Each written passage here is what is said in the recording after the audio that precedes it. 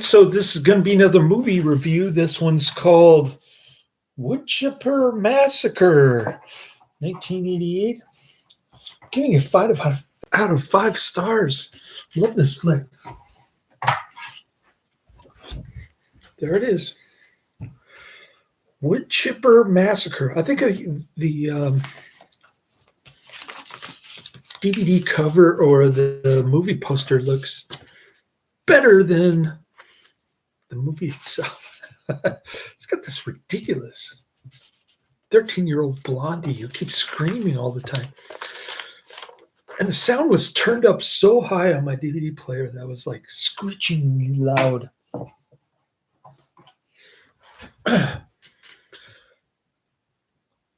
It's one of those so bad that it's good type movies, and it's by the same director who did Cannibal Campout and Feeders. Of course, Adrian is familiar with Feeders. No, he's familiar with Cannibal Campout. I mentioned Feeders. You did. And he was more familiar with Cannibal Campout. It's been a crazy week. I did 5 days of bus driver training and I quit after I learned about their union dues and their split schedule. That doesn't work for me, Sahara. And they told me on the 5th day of training. They didn't explain it to me in the interview. And when I asked the trainer lots of questions about benefits and whatnot, I finally got the truth out today, and then I got up and quit midway through my training. Well, about 3 hours in, actually. But they're going to cut me a check for 5 days of training. That didn't work out, so I can't really complain. Unfortunately, when I tried to switch back to full-time at my grocery delivery job, they cut my hours down to 36, 3 days a week. But for you guys, that means I got 4 days to do movie reviews, not 3 as before.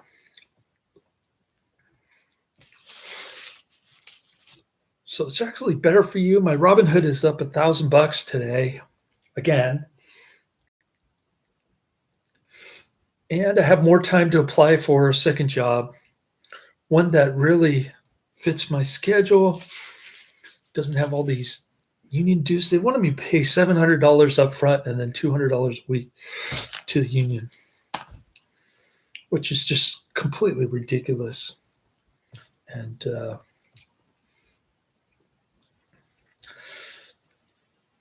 I was hoping to work there part-time, but with the union dues, I would have been making zero. I understand why the bus driver was like, from the 80s, was like, he had long hair and a ponytail, and he rode his bike everywhere. He didn't have a car. Bus driver doesn't pay well. Maybe Muni driver does, but how do you get a job at Muni? You got to have connections. Same as Samtrans employee. So that was the end of that. Not a good week. And the trainer didn't even know what he was doing half the time. He told me to go to DMV with my Social Security card and my driver's license. They asked for a birth certificate, so I had to shell out $38 to go online to get the birth certificate. Then $15 to get the vital records attestation or whatever notarized. Well, I was running around going on a wild goose chase getting all this done yesterday. They'll probably send it. UPS will probably try to deliver it here for signature. I can't get a hold of San Mateo County to have them just send it regular mail.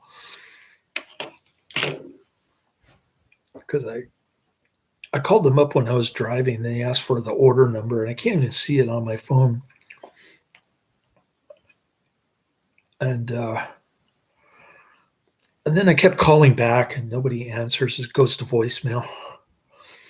So they know I'm calling. They don't want to take care of it. They told me to call back when I had the order number. And then when I call back, there's no answer. I'll try calling again. But I'll be on call Tuesday, Wednesday, Thursday. Hopefully they'll call me like 4:30 in the morning, tell me to go to work.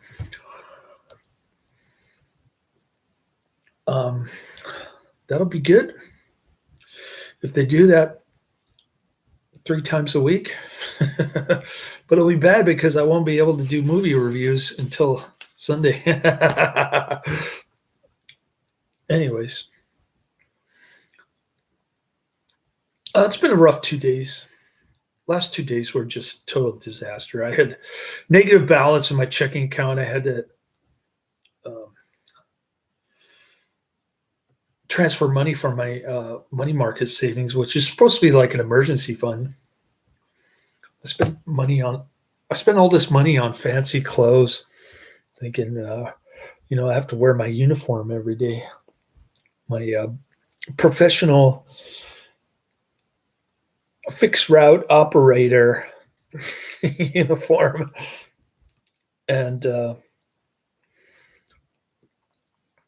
anyways. I'm glad that's over. Live and learn.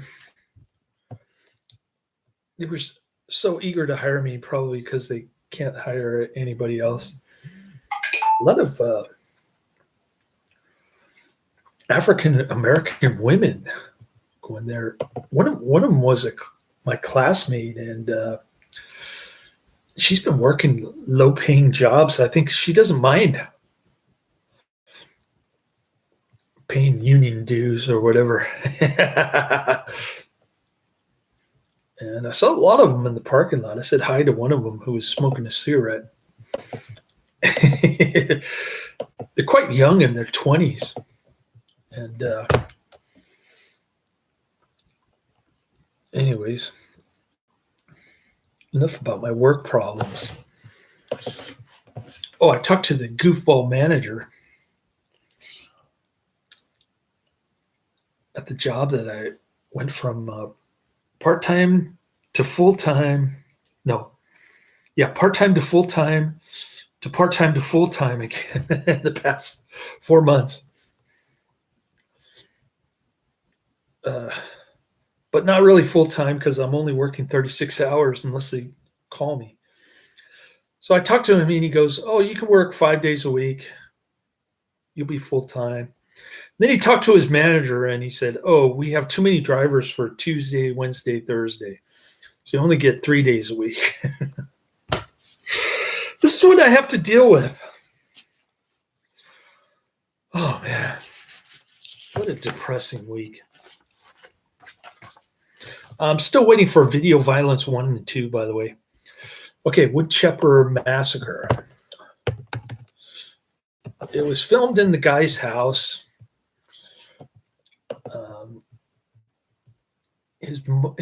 He hired his act in it, which is always a bad idea, according to Barry J. Gillis. Never get your relatives involved in your movies.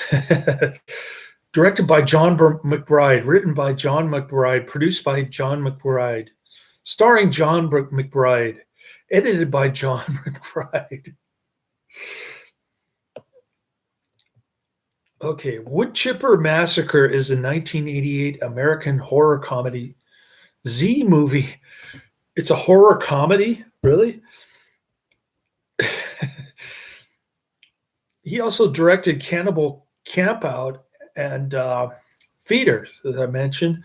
The film was also written by McBride, and it was filmed at his Connecticut house with his mother, starring Patricia McBride, John McBride, Denise Adil, and Tom Costello. They all use their actor names in this one. Are 3 kids whose father goes away for a business meeting. The father seems like the only professional actor in this movie. Yeah. He leaves them in care of their Aunt Tess, Patricia McBride, the director's mom, who is a militaristic religious extremist. Oh no. Who only lets the kids do homework and chores while preaching to them against dating, staying up late, movies, music, and why their lifestyle is wrong.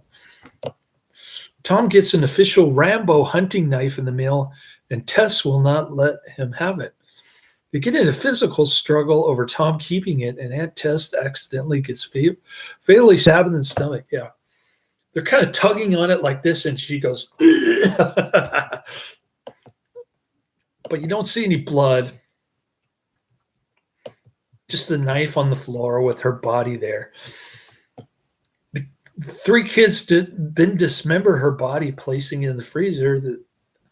They then take her body out of the freezer so they can put it in the wood chipper. Yeah, they were going to stick it in unfrozen, but then the blade would have gotten caught because it was all rubbery or whatever.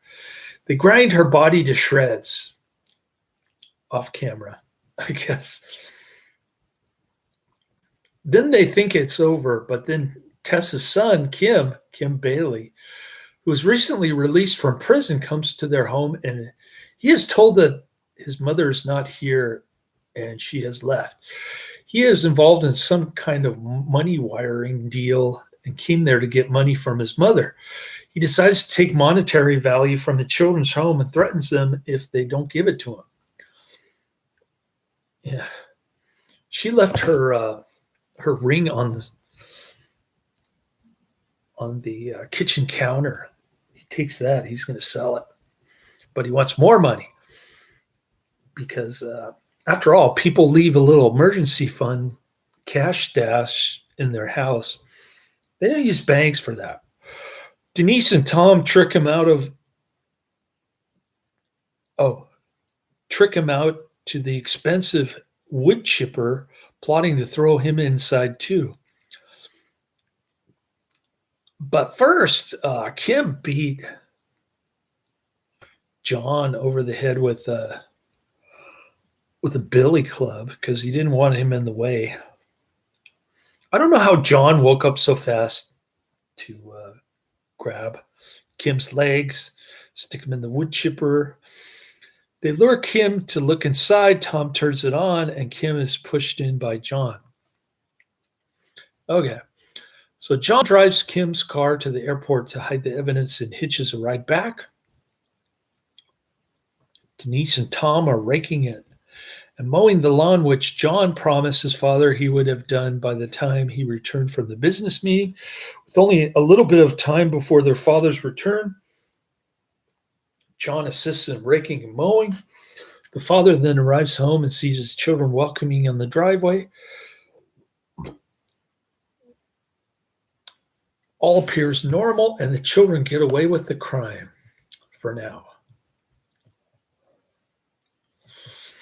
All right, so according to an interview with John McBride on the DVD, with some dude called Stupid Films or something, the film's final budget was $400, not including the cost of the camera, which is a Super VHS camera. John McBride acted, wrote, directed, edited, and composed Woodchipper Massacre. The film took 2 months to completely shoot. It was finished in 1988. That's why I have 1988 as the movie year. The DVD for Woodchipper Massacre was released in early 2007. The VHS was released in 1990.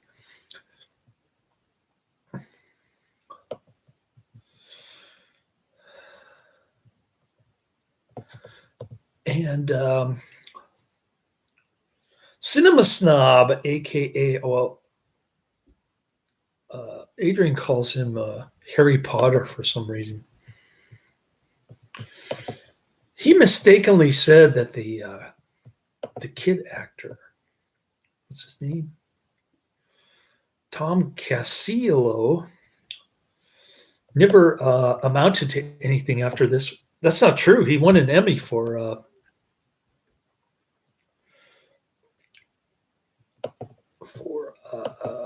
One Life to Live soap opera script.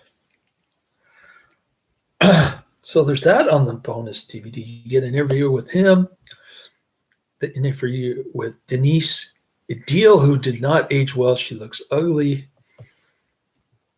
I hate to say it, but I like her hair better in the Woodchipper Massacre than when she's grown up. She does not look good. She's got the freckles and the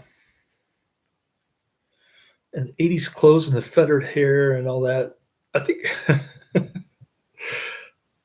better not say anything because she's only 13 years old in this movie, but let's just say she did not age well.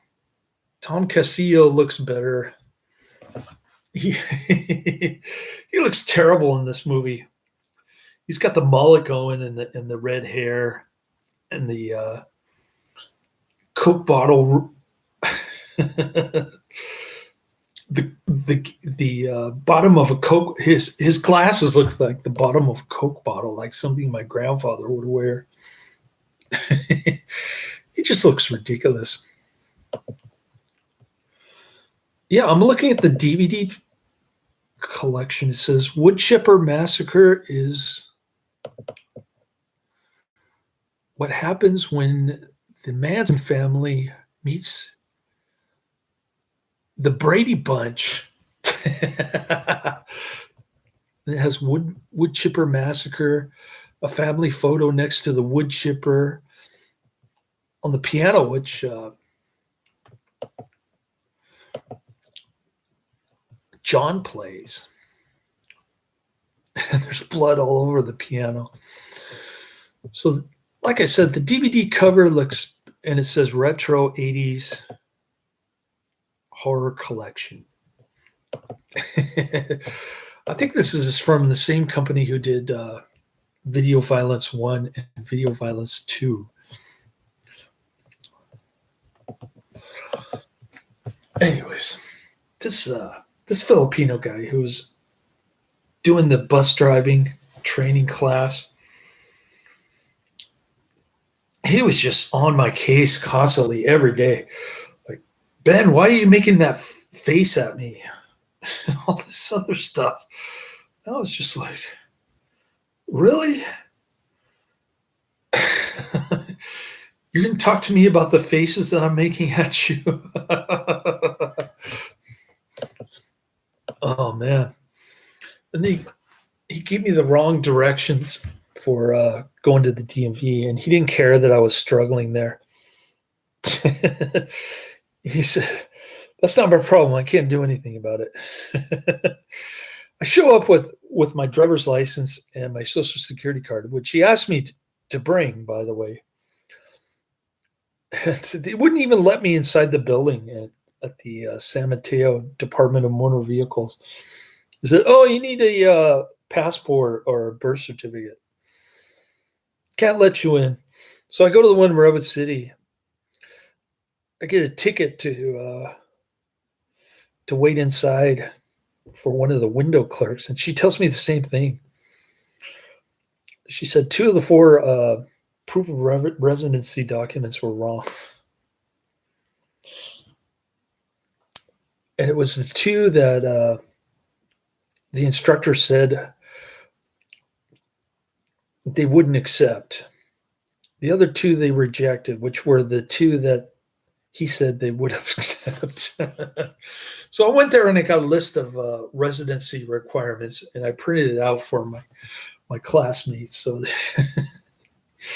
that she wouldn't get the runaround when she went there today. I was trying to be nice.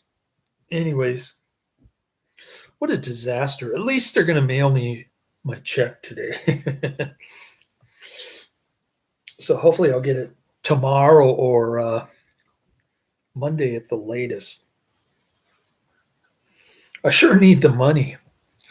Holy cow. Negative checking account balance. I can't even remember the last time that happened to me. It's been so long. And course, I sold my worst performing stock. It was like a penny stock that I bought at like $6. I spent like $200 on it. So that'll be a capital loss. It's some Chinese company that sells herbal products or something. Oh, I got one thumbs up probably from my son. Anyways, I think Cinema Snob lied in his video. Like he makes up stuff and he doesn't know what he's talking about. But but his review is kind of amusing because he always tells it from the perspective of somebody who hates really bad movies. So it's kind of tongue-in-cheek sarcasm, I guess. Kind of fell flat when he started talking about the 12-year-old boy, though. So you got the director playing the older brother, the director's mother playing Aunt Tess, and the youngest boy with the goofy glasses and the mullet, the red-haired mullet. You've got the interesting-looking 13-year-old. I think I would have Blondie. I think I would have had a crush on her if I was in the year 1988.